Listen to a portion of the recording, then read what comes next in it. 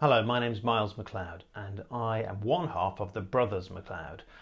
I'm a writer and my brother Greg is an illustrator, and together we make the Knight Sir Louie books, and our latest one is the Sinister Snowball. So far in this story, King Bert the Not Bad, who's the king at Castle Sideways, has decided that Louie should go to school, and Louie's about to go there by being sent there on a machine called the Bopper that looks a bit like a large tennis racket. Here we go. Back at Castle Sideways, Knight Sir Louie was preparing for his first day at school. Ready? Ready! Hope it's fun, Louie. Good luck. Prepare for launch in T-minus 10 seconds. King Bert was very excited and asked if he could do the countdown. Yeah, go for it, Your Majesty, said Perlin. Here we go then, said Bert.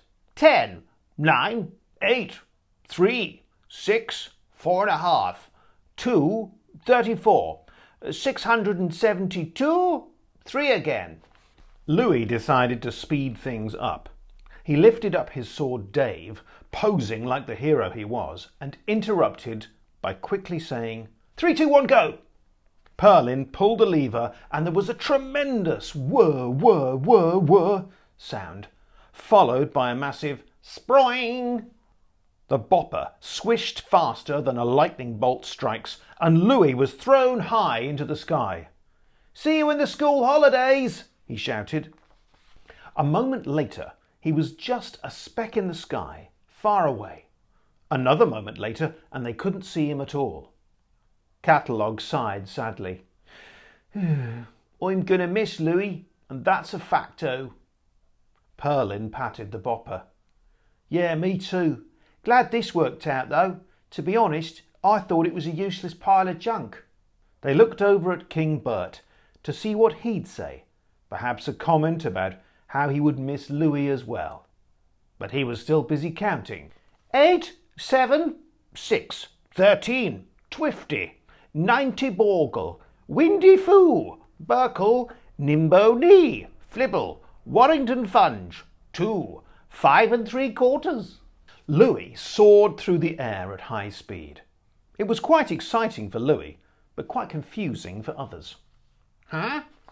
Ooh, it's a night flight. As Louie flew, he began to hear something horrible. He realised it must be his sword Dave. When the wind whipped across his blade, Dave would sing. But he was an awful singer. No one liked to hear Dave's songs. No one except walruses. They loved his cranky tunes.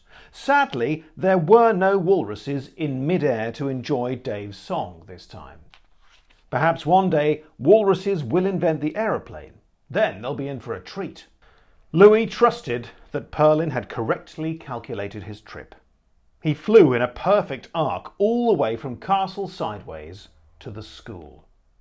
Flying super fast up into the air was thrilling, but what comes up must come down. Flying super fast down towards the school on the volcano of Mount Badaboom was also thrilling, but not in a good way. The ground approached very fast. Fortunately, Perlin had planned for this. Earlier that day, when you're almost back down, just pull on this cord here. Aha, it opens a parachute, right? Something like that. Louie reached to his shoulder and pulled on the cord. Of course, Louie expected his parachute to open. Instead, it uncorked a magic potion inside his armour. The potion fizzed out and sloshed all over Louie. Ugh, that tickles, he said. A moment later, Louie had the strangest feeling, like he was growing larger and larger and softer and softer and blobbier and blobbier. Oh, I never want to do that again.